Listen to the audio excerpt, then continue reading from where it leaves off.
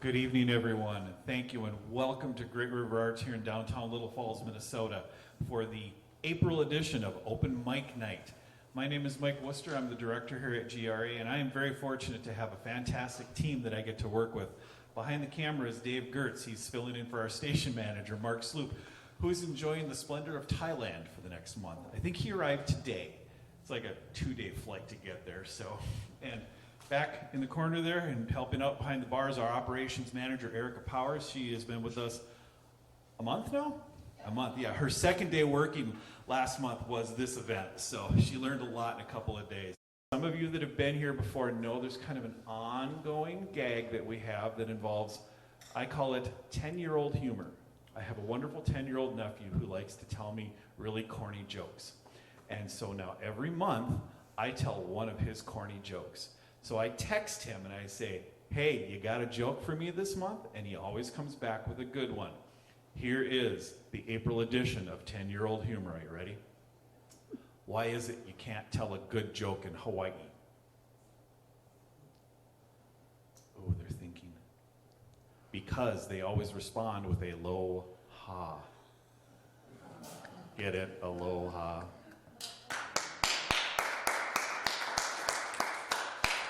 Thank you. Thank you. Here endeth 10-Year-Old Humor for the month. Be back next month. I'll have a new joke. Thank you all for joining us tonight. We have 3 fantastic performers signed up. So let's get it started. Let's have Fairly Honest John come up and join us, shall we?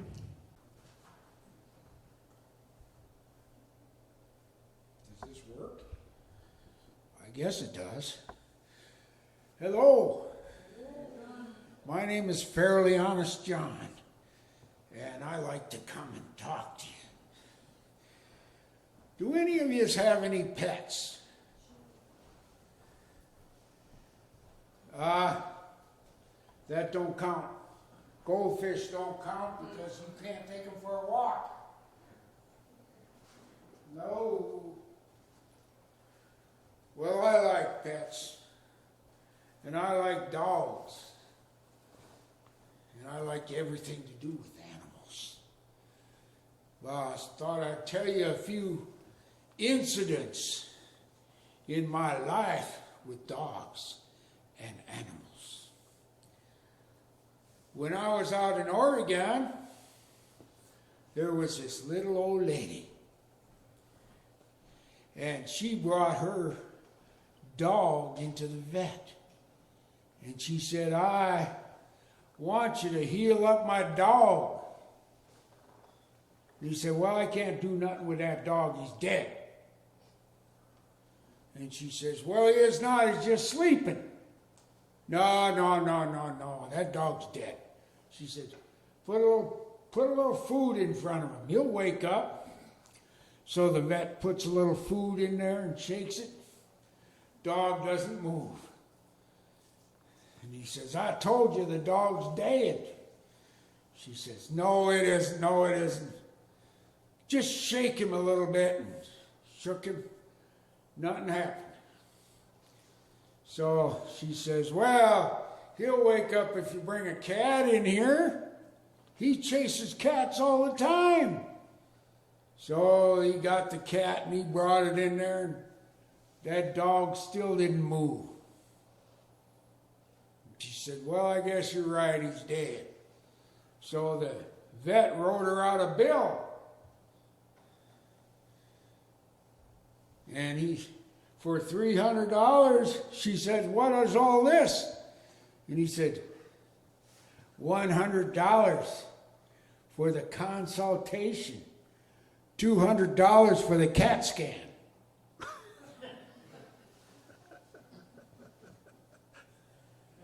Now, everybody likes different kinds of animals. And I like big dogs, not little dogs. My niece's dog is named Mouse.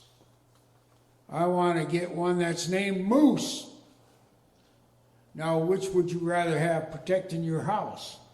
A mouse or a moose? Yeah, moose, yeah. Never mind them little bitty dogs. They ain't working out. And the guy back down there wants to buy a corgi. If he wants to buy one, he can buy one. But I ain't knitting it no sweater. And I ain't giving it a bath. And I ain't taking it to the groomers and have it get a pedicure and a haircut. Not me.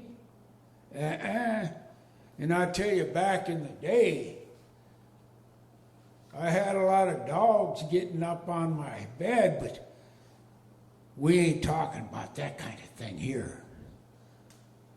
Right? No dogs on my bed anymore.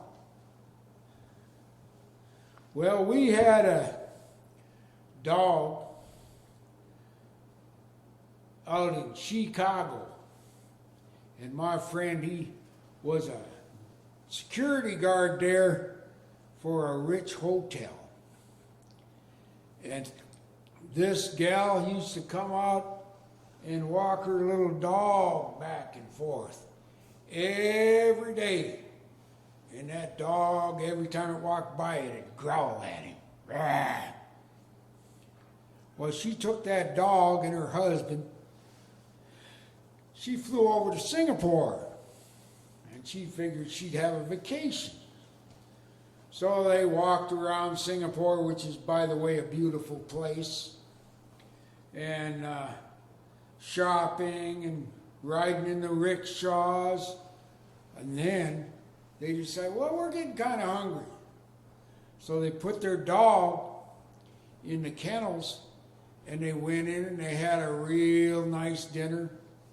Gave them a nice tip, and they come out to get their dog, and they asked the man where their dog was, and he said, "You eat, you eat."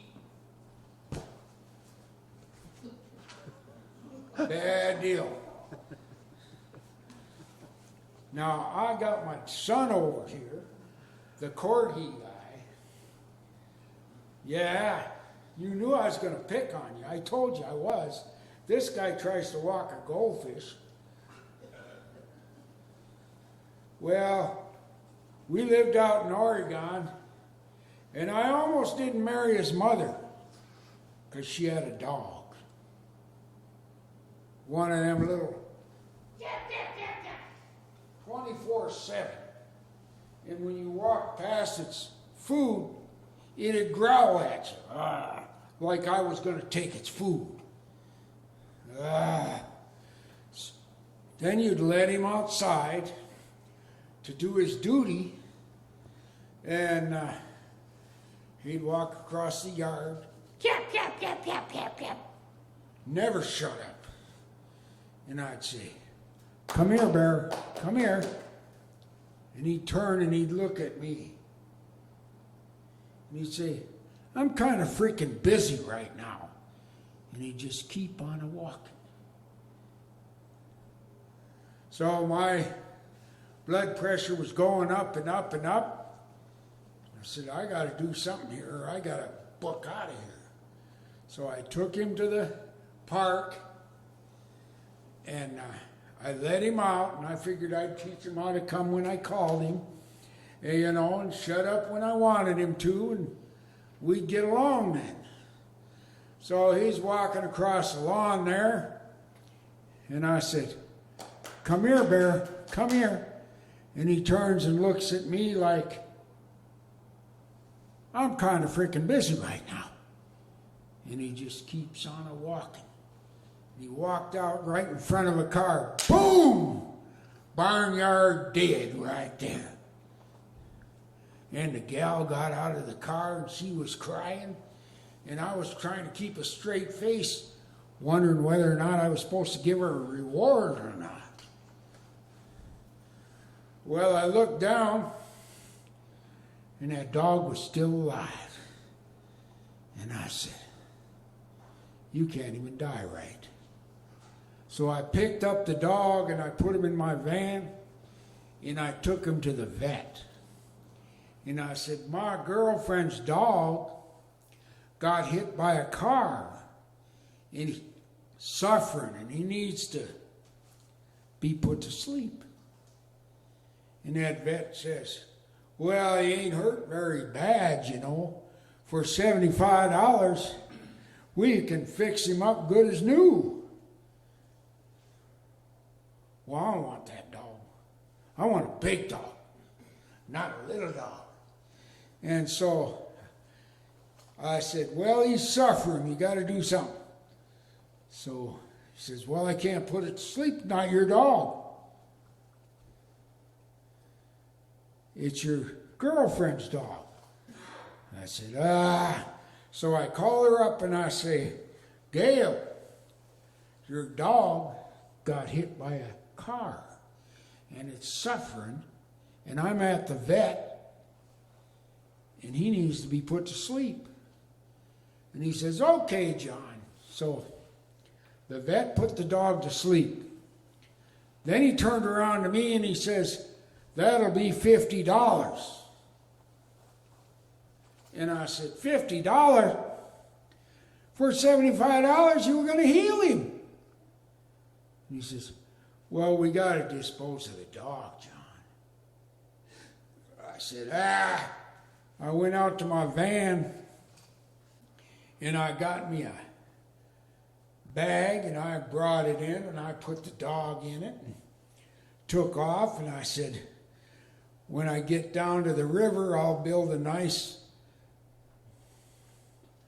place for him, you know, and cover him up and put rocks on it so the kids will know he was there and everything will be all right. Well, I left that sucker in the trailer about a month because I'm pretty lazy, you know. And about a month later, I says, well, you know, maybe I better do something.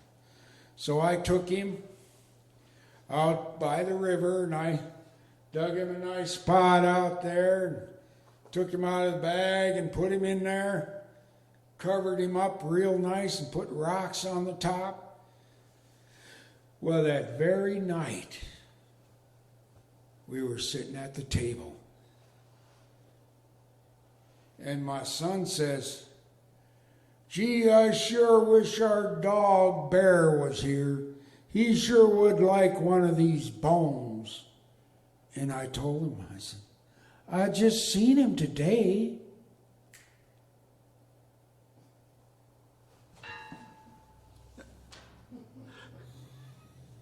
Let me guess you hated that. That can be a true story. Thank you, John. Sure. Our next guest is going to do some music and some comedy for us. He is country sensation Gaucho Gar, and he's coming all the way from Brainerd, so welcome him to the stage. It's my first time in Little Falls. My name is Gaucho Gar. Back in January of 2020, I recorded an album and had it sent off to be pressed in, I don't know, Connecticut or something like that. And then, of course, by March we were heavy into the pandemic, and so things took a lot of time. I'm still trying to promote the album. They're only $10. I'm going to play a few songs off of the album. I've got a CD version of it as well, if you aren't into the vinyl scene. I'm going to start you off with a song that I wrote that actually kicked off Gaucho's career. It's a love song, and it's called I'd Rip Out My Toenail for You. I'd be lost, my baby, without you. I wouldn't last a day or two. But there's one thing you know I would do. I'd rip out my toenail for you. Yes, I'd rip out my toenail for you. And the men who would do that are few. So baby, just give me the cue, and I'll rip out that toenail for you. Without you, I'd be feeling blue, from my head to my toes and all through. So what's all the hullabaloo? Should I rip out that toenail for you? Yes, I'd rip out my toenail for you. And the men who would do that are few. So baby, just give me a clue, and I'll rip out that toenail for you. Baby, if four big ugly thugs came up to you, looking like they'd escaped from some zoo, your body perhaps to subdue, why I wouldn't look to no lawyer to sue. No, I'd ask them what manners they knew. Perhaps a lesson was long overdue. Now if only I knew some kung fu. Well, if I knew kung fu, I guess I'd still have that toenail. But it doesn't change the fact that I'd rip out my toenail for you. Sing along if you know it. And the men who would do that are few. So baby, just give me the clue, and I'll rip out that toenail. I'm gonna yank on that sucker. I'll pull it out by the roots or whatever toenails have. Is I'd rip out my toenail for you.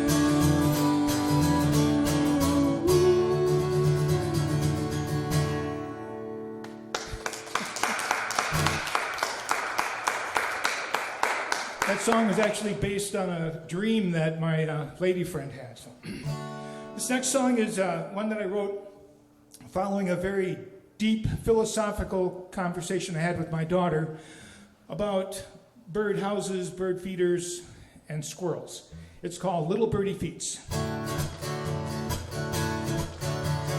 One fine day, my daughter asked of me, how come they have bird houses when birds can build their own?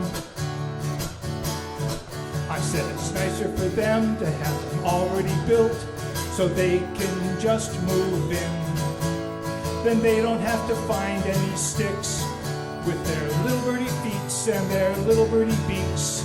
They can just move in. Then the other day my daughter asked of me, how come they have bird feeders when birds can find their own food? I said it's nicer for them to have it already out, ready for them to eat. Then they don't have to find any worms with their little birdie feet and their little birdie beaks. They don't have to eat worms. Just yesterday, my daughter asked of me, hey, aren't we doing these birds a disservice by giving them all these handouts? I mean, they're going to become fat and lazy, not to mention dependent and unable to take care of themselves. What do you think about that? Well, I said, I'll have to think about this, so I thought for a while.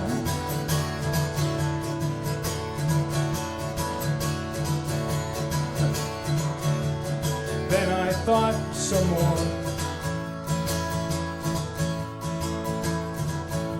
till I came up with this. With their little birdie feet, they can dig up their own doggone sticks in their little birdie feet and eat those stupid worms, because the little buggers are on their own. Cha-cha-cha.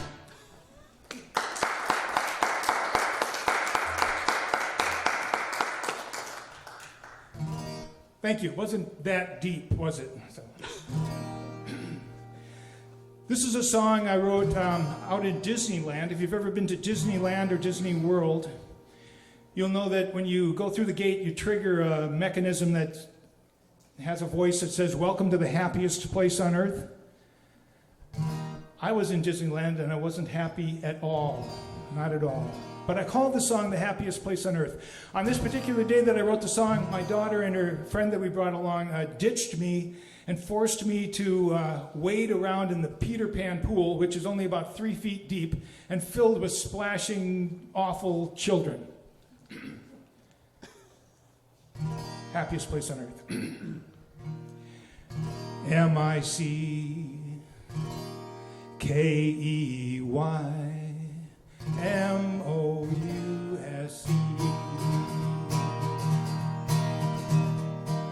I just got back from Disneyland.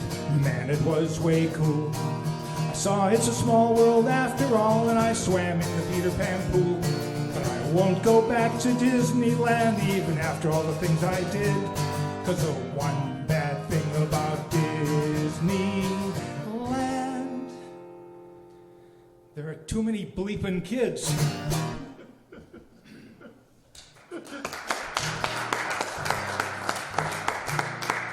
Okay, one more for you here. It's another love song. This is called My Pool Playing Wood Tick Mama. And it's about women and about pool playing. And one of the things you have to know about me is I like double meanings. So let's talk a little bit about playing pool and just remind you that you've got those long, hard sticks that you hit the balls with. And you've got pockets, and you've got the triangular thing that's called the rack, which you put the balls in to set up for the break.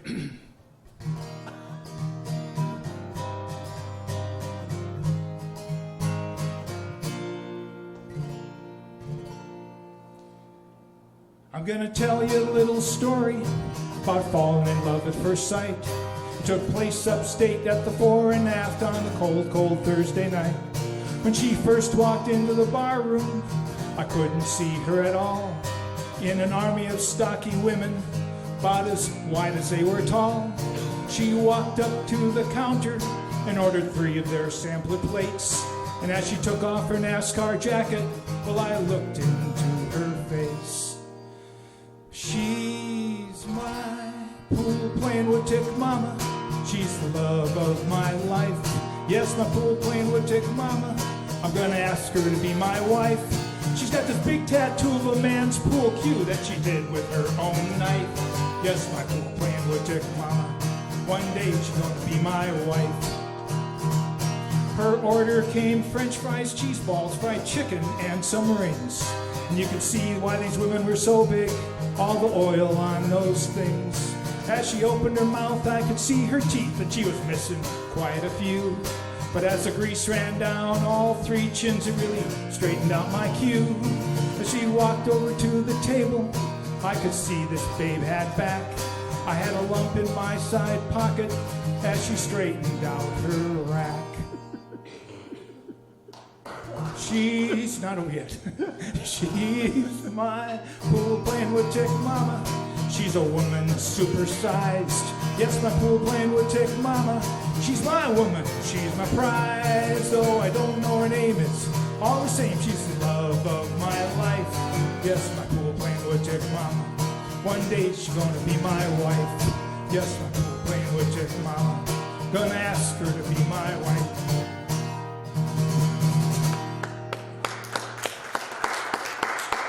Some other fun songs on here. Mike, am I out of time? You can do one more. I have time for one more? Okay. This is a song that's not on the record or the CD, but it's kind of a sing-along. Maybe you want to join me in this. I've written a few songs about fellow singer-songwriters, and this one I call a key change, or a tribute to the world's greatest singer-songwriter. And as it progresses, you might learn some of the lyrics here.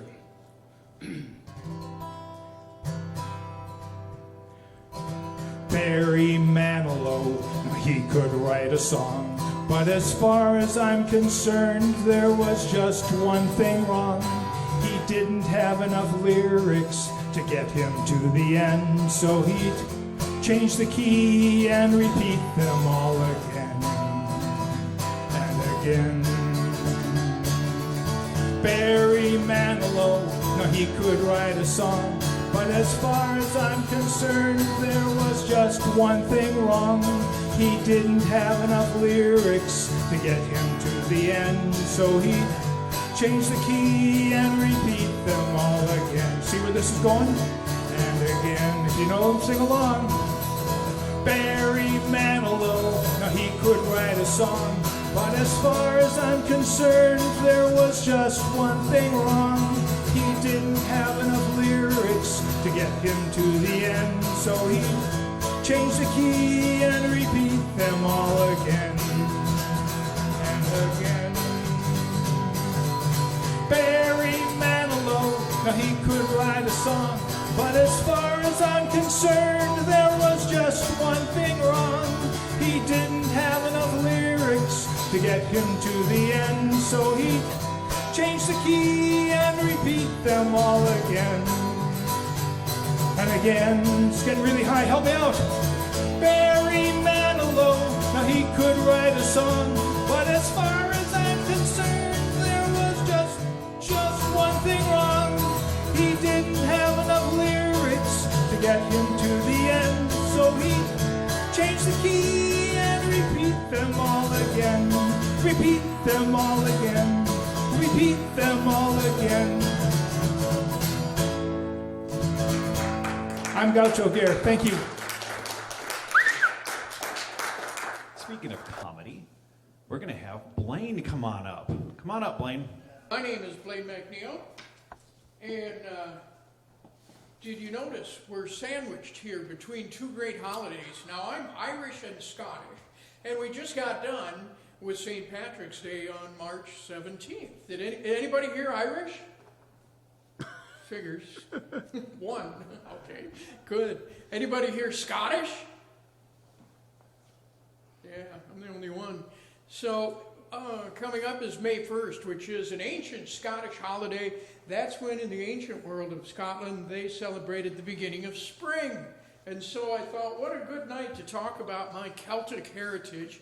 I'm Scottish and I'm Irish, which is one reason why I'm so conflicted and don't get along with myself.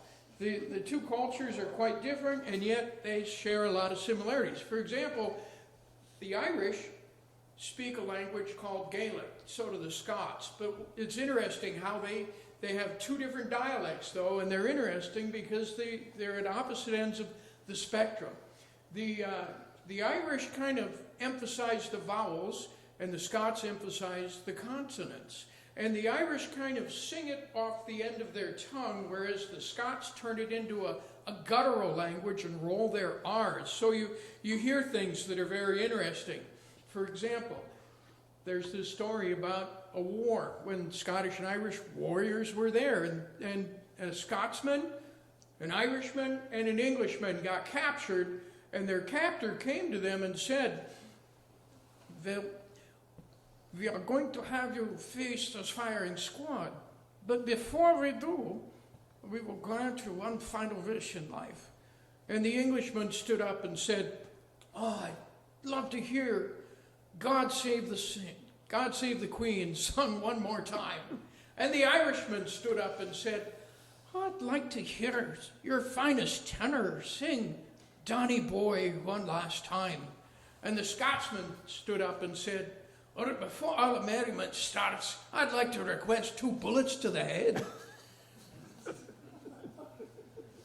Yeah, now the Irish tend to be very generous and fun-loving, hence the term shenanigans, when they're fooling around and having fun and pulling some jokes. And the Scots are way too serious, and they're not generous at all. They're tightwads with their money, which becomes quite the problem. And how they live out their lives. For example, my grandpa, when he died, Angus MacNeil, when he died, Grandma put on her grubby old clothes and went down to the newspaper to get an obituary for him. And tightwad that she is, she put a 5 on the counter and she said, "Well, this is all I can afford for the man who died, my long life husband. I'm wondering if you could cut me a deal and write his obituary for $5. And the man at the newspaper desk said, "Well, I suppose we can do a short obituary. What would you like to say?" And she said, "Well, simply this, just Angus MacNeil's dead." And he said, "Well, we can afford to give you a few more words. Anything else you'd like to say?" And she said, "Aye, how about if we say Angus MacNeil's dead and his car's for sale?" Yeah, and so at the service, afterwards we had a meal, and to help cut down costs, because we're all tightwads, I went in and helped the church ladies set up for the meal afterwards, and they showed me how to do it. The cup goes here and a coffee cup there, plate in the middle, a napkin over here, a a spoon, a knife, and a fork. And they cut us a little deal on the cost for the church that way. And so when the meal came around, we were all standing in line waiting for the food to be served, and I noticed all the knives were gone, and I thought, what happened here? So I asked the church ladies about it, and they said, well, we knew your family was coming, and so we knew they'd be bringing all their own knives anyway. Yeah. How many of us caught COVID this last year or two? I'm one of them.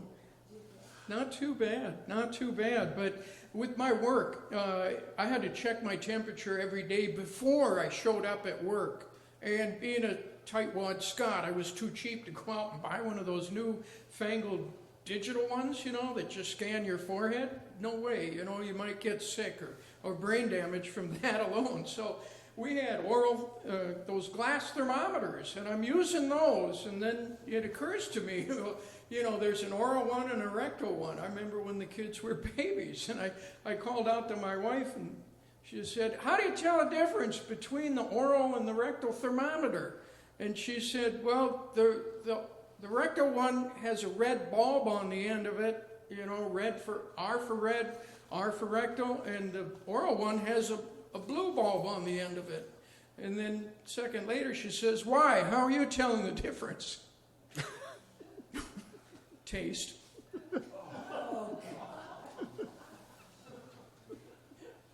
Oh, yeah, I have fun. Do we have any golfers here? Help me out. We got one golfer. Is that it? I gave up golfing. I got to grab one of my props here. Oh, let's see. Now, we don't know exactly how golf was invented, but it's sure that it was made in Scotland. It was invented in Scotland centuries ago, and it's evolved into the modern game of golf. But I have a theory on how it began, and it goes something like this.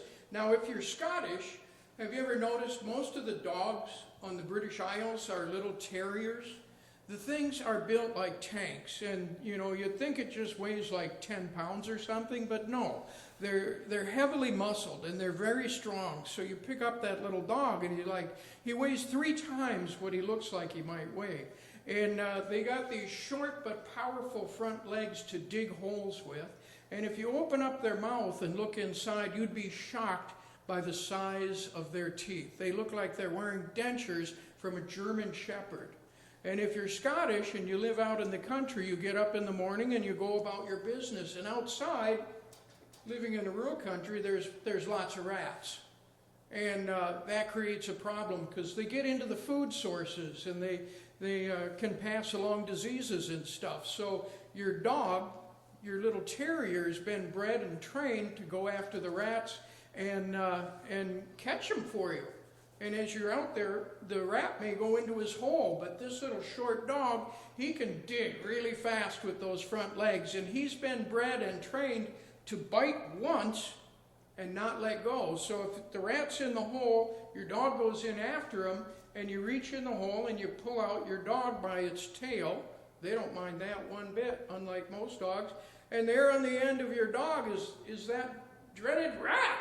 And so, you know, anybody know what this is called?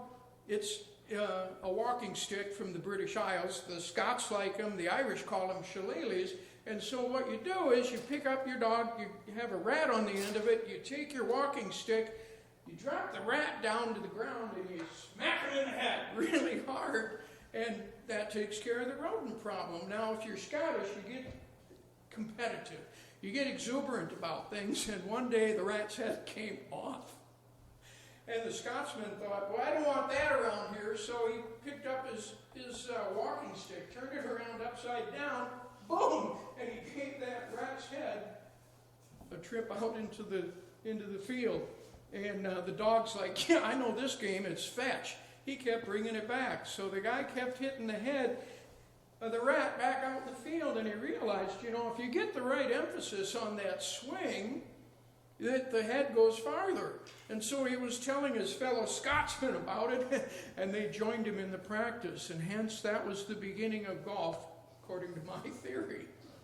I don't golf anymore, but I used to. And one of the problems I had was, even though I'm Scottish, I was no good at it. And my wife said, because I was complaining to her, I don't even know why I do this. It's expensive, and it takes up a lot of my time. And she said, well, why don't you do some things to improve your score? And so I tried a lot. And one of the things I did, I hired a caddy to come and help. And one of the roles of a caddy who brings your clubs with for you is he's supposed to advise you on which clubs to use and tell you about the terrain of the course because he knows it so well. And that didn't help my game at all. And so I'm yelling at him and I said, "You've got to be the worst caddy in the world." And he said, "Wow, what a coincidence. The worst caddy in the world and the worst golfer." So I got pretty fed up with the game. I'd been doing some things to improve my score, but no avail. And I got home and I announced to my wife, that's it, I'm done. I'm going to just donate these clubs to the secondhand store in town, and I'm done. I'm signing off on golf. And she said, why? And I said, well, it's not just what we've been talking about, but I said, honestly, would you play with somebody who's cheating on their scorecard and not adding it up right so that their game looks better than it is? Would you play with somebody who, when you're not looking, moves their ball to try and improve their next shot? Would you play with somebody who, when you're lining up a putt, comes behind you with their golf club and gooses you? And she said, no, I wouldn't play with anybody like that. And I said, well, neither will my friends.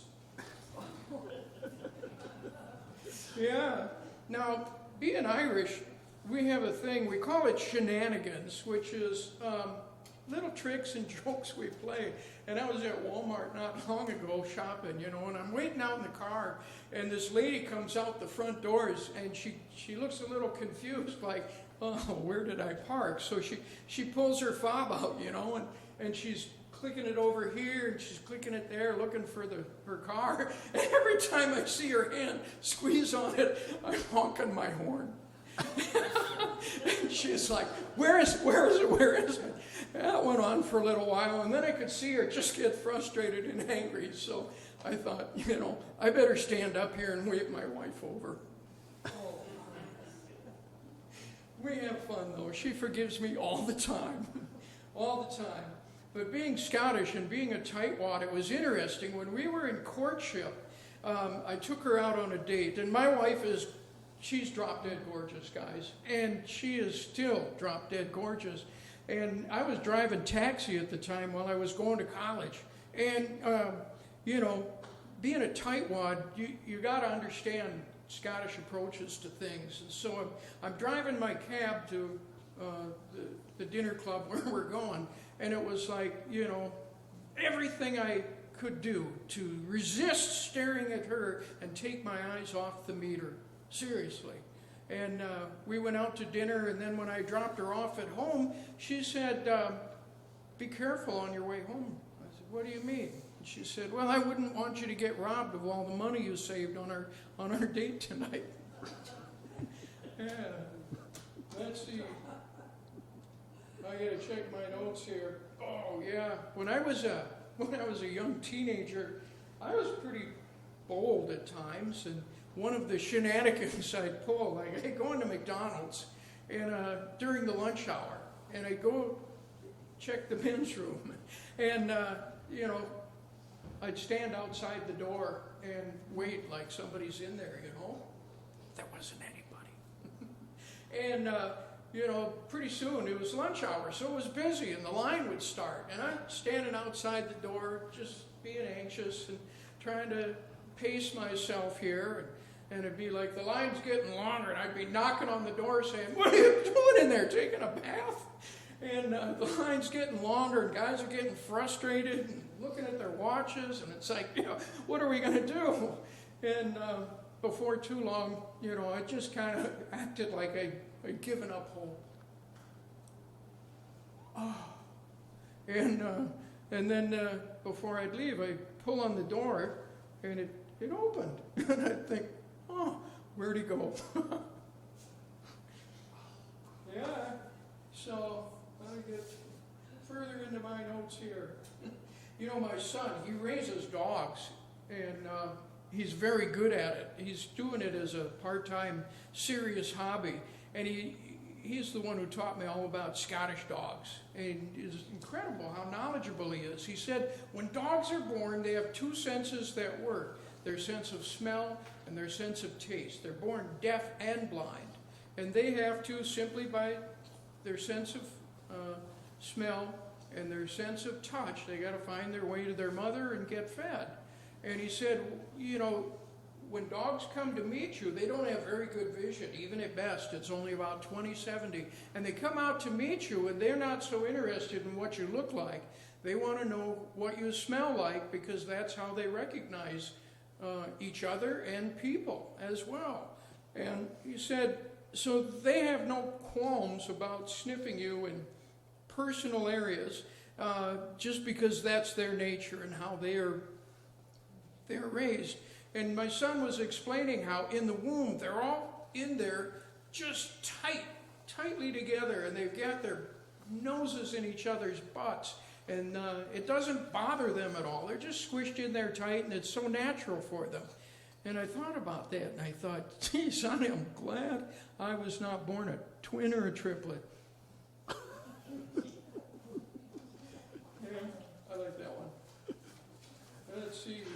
My timekeeper just told me I had about 4 minutes left. I got more jokes too. Tightwad Scotsman's. Do you know how many Scotsmen it takes to change a light bulb? Anybody want to venture out to guess? Here's the way a Scotsman thinks about it. Why, it's only a wee bit dark in here. Why change it? Yeah. My uncle, I caught him riding his donkey backwards the other day, and I asked him, what are you doing? And he said, yeah, I dropped a nickel in the food trough. I like that one too. Let's see if I can fill in the time here.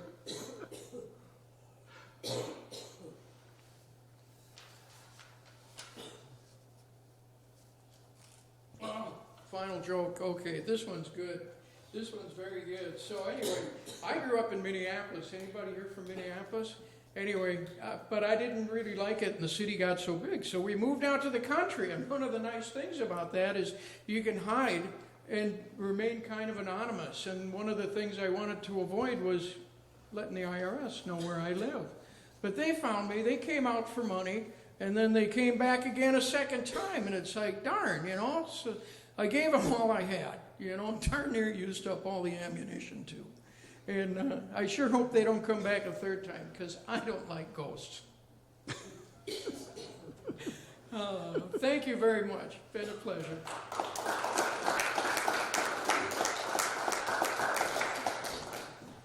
Thank you, Blue. And I hope everybody enjoyed themselves tonight. I want to thank you all for coming out tonight. I want to thank you for joining us here, and be back 1 month from tonight. Thursday, May 5th. Sign up at 6, showtime at 7. Enjoy the art on the walls. Check us out on our website and our Facebook page. We are Great River Arts, and we are here to help you enjoy the community. Thank you so much, and have a great night, everyone.